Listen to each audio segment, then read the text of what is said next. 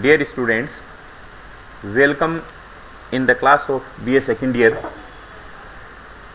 English Literature Paper Fest Poetry and Drama. I am Dr. Sumer Singh, Assistant Professor, Department of English, Government Lohiya College, Churu.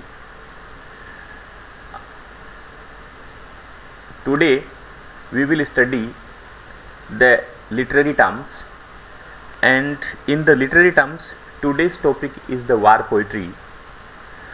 Among the literary terms there are the several literary terms we have discussed in the previous classes, such as epic, ballad, irony, dramatic monologue. In the same way, war poetry is also important topic in the literary terms, and therefore today in this class of literary terms we will discuss in detail the war poetry, and we will discuss mainly what is the definition of war poetry, or we can say that what is war poetry, and then what are the characteristics of war poetry, or we can say that what are the chief characteristics or features of a war poetry, and then we will discuss that who are the major war poets. So in this way we will discuss war poetry in detail today. First of all, we will discuss the definition of war poetry, that what is war poetry. So let's start the definition of war poetry.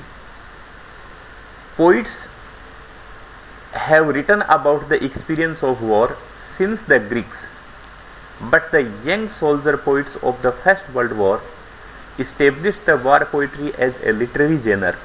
So in this way we can say that war poetry has been written from the immemorable time, or it has been written from the we can say ancient time.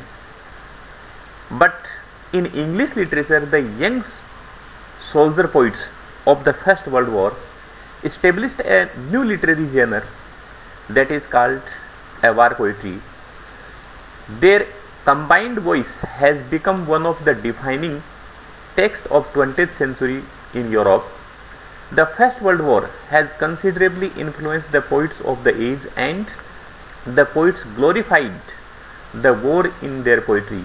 It means the poets of the First World War glorified, they wrote about war and battle of the First World War, and therefore a new literary genre developed during the First World War in the world, and that new literary genre is entitled as the war poetry.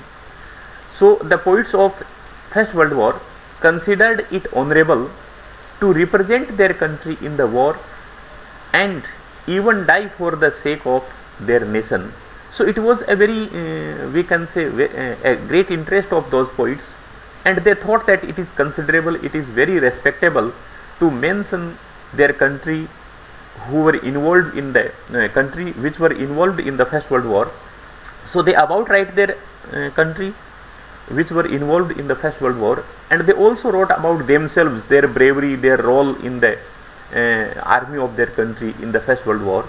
So in this way the subject matter was about the experience of war, or about the knowledge of war during the First World War. Some enthusiastic poets even participated in the war, and amongst them some returned alive and later expressed the trauma of the war through their poetry. So in this way several war poets involved and took actively part, and they played their role into the First World War as a soldier in the army of their country, and then they returned their home, their country, after the First World War, and they wrote about the war, and they also wrote about the experiences of war during the First World War.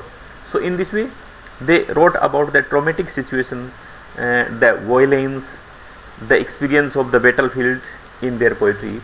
These poets were called the war poets, and in this way the poets who wrote about the experiences of First World War, about the we can say traumatic situation of the First World War, regarded as the war poets.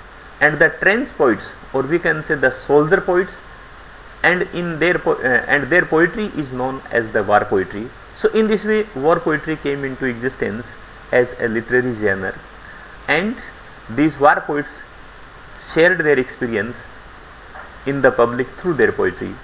The war poetry deals with the theme of war and its consequences. The term war poetry misleading, as the poetry was actually against the war and attacked the notion of glorification of war. So we can say that war poetry is a kind of poetry in which the war poets or the soldiers of the army during the First World War wrote about their war experiences, their battle experiences, and their traumatic situation which they felt during the First World War. A war poet is a poet who participates in a war and writes about his experience. So we can say the definition of a war poet is that the person who participated in the First World War and he wrote about the experience of his war in his poetry. So they are called as the war poets. Or a non-combatant who writes poem about war, or we can say the non-combatant means the people who were not the soldier, who were not the, we can say, the combatants in the battle of First World War, but they wrote about the experience of war, their knowledge of war. They are also called as the war poets. While the term is applied especially to those who served during First World War, one of the greatest contributions to modern English poetry came through the works that described World War. So in the poetry of First World War, or we can say war poetry, there is the description of First World War, and following are the chief characteristics of the war poetry. And among the chief characteristics, the first characteristics is that depiction of the horror of trench life. It means in the war poetry there is the description, there is the portrayal of the tragic life, or we can say that the traumatic situation of war. So in this way, the most noteworthy feature of war poetry is its description of the horrid trench life which the soldiers were compelled to lead during the First World War. The filth and unhygienic environment of the trench was intolerable. Poets like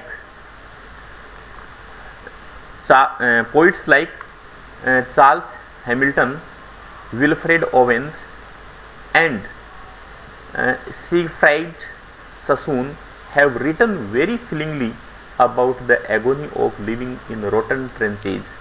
So in this way, we can say that in war poetry there is a description of very traumatic situation, there is a description of very horrible situation that created during the First World War, that is represented in war poetry.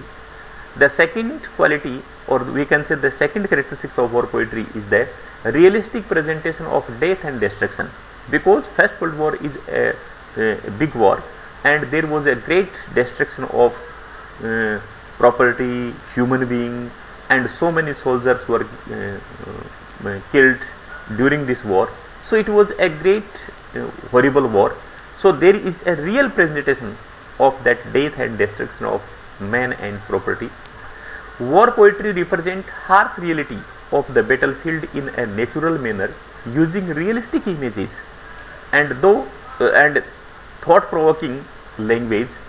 It gives a faithful account of the bloodshed, mutilation, violence, death, and destruction caused by the First World War. So First World War created a great destruction, a great violence, and a great bloodshed all over the world, and that bloodshed, violence, mutilation, destruction is clearly represented into the war poetry. The third one, compassion for soldiers. So in the war poetry there is a compassion expressed for the soldiers. So war poetry expresses a deep and sincere feeling of compassion for the soldiers and depicts their state of nervous breakdown and mental shock caused due to the constant pressure and fear that they were exposed to. So in this way, in war poetry there is a compassion for the soldiers, because soldiers faced a very horrible situation, they faced a very terrible situation during the First World War, and the condition of the soldiers was very pitiable. So there is a compassion, there is a pity that is expressed for the pitiable condition or the miserable condition of soldiers that caused during the First World War. So it is also the characteristics of war poetry. The next one, expression of anti-war sentiments. War poetry criticized the notion of glorification of war and also propagates the message that war are always destructive and barbarous. So war poetry is not the glorification of war, but it is against the war, because war is not the solution of anything. War creates great destruction, war creates great bloodshed all over the world. So it is not we can say a positive thing. War is considered by all the poets in all ages as the negative thing or as a destructive thing. So we can say that in war poetry there is an anti-war sentiment, because the poetry gives a message that war is not the solution of anything, war is destructive and barbarous. So this message is also given by the poets of war poetry during the First World War. Next feature, rich in images and onomatopoeic words. So onomatopoeic words are used in war poetry because these words present the sense of the horror, present the sense of the bloodshed, destruction and the killing of the soldiers in this poetry. So the poetry is rich in images and onomatopoeic words. War poetry gives a rich pictorial presentation of war and is also enriched with a huge stock of onomatopoeic word. So a huge stock of onomatopoeic word is used in war poetry to communicate the sense of horror, to communicate the sense of great bloodshed, to communicate the sense of the ruin of property at large scale. So in the war poetry, the destruction or the bloodshed that is created at a large scale is presented through the real picture, through the real images in the war poetry. Now we come to the point of war poets, that who were the war poets and who wrote the war poetry during the First World War. Renowned war poets include Wilfred Owen, Siegfried Sassoon, Rosenberg, R. Graves, E. Thoms and Rupert Brooke. And Rupert Brooke is prescribed in our syllabus B.A. Part 2nd. After enlisting in Britain's Royal Naval Division in 1914, Rupert Brooke won national attention for a string of sonnets that express the patriotic fervor of a young man at war. So Rupert Brooke is a war poet that is prescribed in our syllabus, and he also participated in the First World War for the sake of his country, for the security of his country, and he joined British Royal Navy during British Royal Navy in 1914, and he fought for his country in the First World War, and he wrote his experiences, or we can say he wrote about his desire, about his wish in the sonnet The Soldier. So The Soldier is a patriotic poem, and it is a very important poem for the spirit of patriotism or for the love of motherland of the poet. Most famous of all was The Soldier. So we can say that The Soldier is the most important war poetry of Rupert Brooke, and The Soldier is also regarded one of the best war poetry in English literature. And the opening, or we can say that the beginning of war poetry starts with these lines. Rupert Brooke says that if I should die, think only this of me, that there is some corner of a foreign land that is forever England. So in these lines, Rupert Brooke as a war poet, as a patriotic poet, expresses his feelings, expresses his desire for the sake of his country, or he expresses his utmost love in these lines for his country Britain, that wherever I die and wherever I buried in any corner of the foreign land, that part of land will be considered forever of England. It means that will be the part and parcel of England, because in that part my body is buried and my body is made of English dust and water. So in this way, in this poem, so the soldier, the poet expresses his utmost love, his sincere love for his motherland. Some of the memorable poems and elegies on the war theme were contributed by Hardy, Bion, Houndsman, and other poets are that Rudyard Kipling's poetry struck a different and more patriotic note from that of most of his contemporaries. It means these are the other war poets, and Rudyard Kipling also described his experiences of First World War in his poetry as well as in his novels. The Second World War produced a more desperate response regarding war and its ramification in poetry. The poets most commonly associated with it are Keith Douglas, Alan Owen, and Sidney Cage. So these are the another poets who expressed their feelings, expressed their experience and their knowledge of First World War into their poetry. So in this way we can say that this is the discussion of war poetry, and in the class of today we have discussed about the definition, about the introduction of war poetry, that what is war poetry and when war poetry started as an important literary genre in English literature, and what are the chief characteristics of war poetry. It means what is the subject matter, or what is the, we can say, the technique of communication of war poetry, and then who are the important war poets. And among the important war poets, Rupert Brooke is prescribed in our syllabus. So his poem The Soldier, which is a war poetry, which is a, we can say, patriotic sonnet, is very important in the point of, for the point of war poetry. So in this way, today in this class, students, we have discussed about the war poetry, and in this way we have learned about the characteristics of war poetry, about the war poets. Thank you very much for today, and in the next class we will discuss about the another topic. So thanks for today.